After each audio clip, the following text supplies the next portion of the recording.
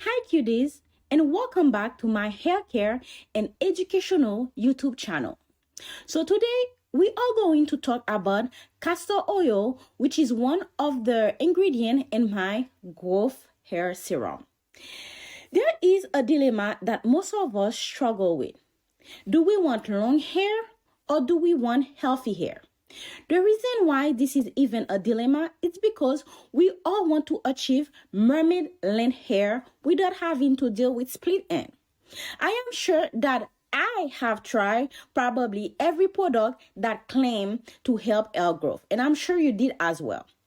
Biotin, scalp massage, castor oil, coconut oil, and all the other oil that you heard about, jojoba oil, like all of them. I'll try all of them, and I'm sure you did as well. Also, if you ever struggle with runaway edges, excessive shedding, breakage, and thinness of your hair, there's a good chance that you also heard about the alleged growth property of castor oil. For example, a quick YouTube search will show dozens and dozens of videos about positive testimonial of castor oil users.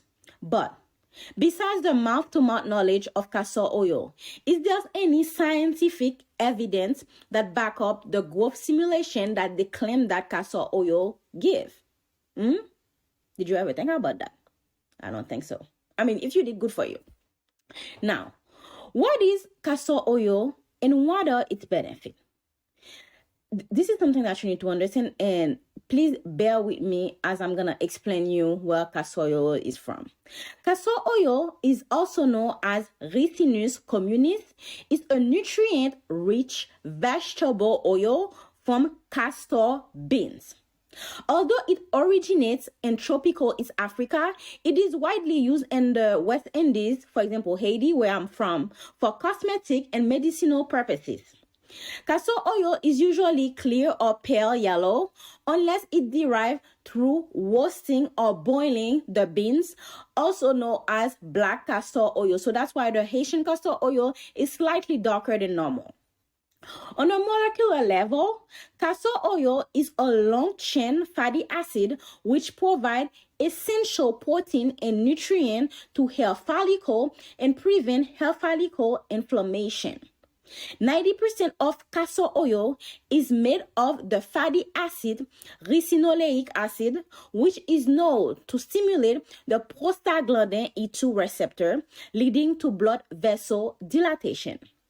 This blood vessel dilatation allows the flow of oxygen-rich and nutrient-rich blood to the powerhouse of your hair follicle, the derma papilla, or the root of your hair. Some of the other benefits of using castor oil include it provides glossy and shiny hair. It increases the hair shaft flexibility, making it more manageable. And it also acts as an antimicrobial because, scalp, skin, you might have bacteria on there. Now, does castor oil stimulate hair growth for real? To be frank with you, no study exists showing castor oil can increase hair growth by 1 centimeter a month, which is the FDA, what the FDA said pretty much. But you heard about the benefit so many times, you probably thought that there was a scientific research on it. But there isn't. It's really mouth to mouth and based on experience, to be frank with you. I observed the benefit of castor oil because I grew up using it. So that's one of my primary hair care since I was a kid. But the benefit and the result may vary from people to people because we all different. But to be frank with you, there's no way to really trace like the benefits for it. It really depends on what your hair like because as I said, each people's hair got their own personality. So if your hair happen to like it, he likes it. Now, how should castor oil be applied to your hair and scalp? Although castor oil is widely used and it's not meant for everyone, there's the importance of patch testing before you start applying it to your hair. Apply a small amount behind your ears or right here in your arm for a week and see if you're not allergic to it, because allergy can cause a product not to work for you too. So be careful. Once you determine that castor oil is compatible with your scalp, follow this little application process based on your hair type. For fine or medium straight hair, castor oil can be used as a deep treatment to protect the very ends of your hair fiber, like the whole length, Use it as a pre-shampoo treatment to help keep the tangle away.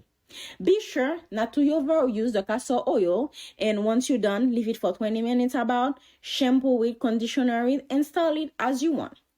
Now, if you have medium to thick, straight, or wavy hair, apply it towards your whole hair, like cover everything, on your head for an intense pre-treatment shampoo.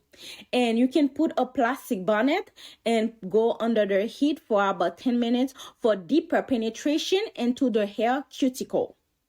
Now, if you got a wavy to loose curl, I suggest mixing a drop of castor oil into your conditioner during the summer mostly, because that's when you get the freezing and everything, because it's hot, you're sweating. Curly to tight coil hair, aka nappy curls, like your girl right here. I suggest using castor oil as needed throughout your whole hair care regimen. You can use it as a pre-shampoo, use it as a treatment, or as a weekly moisturizer. But since you're using such a heavy oil, it is essential to perform proper monthly detox shampoo for it, okay? Make sure that I shampoo my hair heavily once a month to remove all that oil, very important. Now, what is the best castor oil?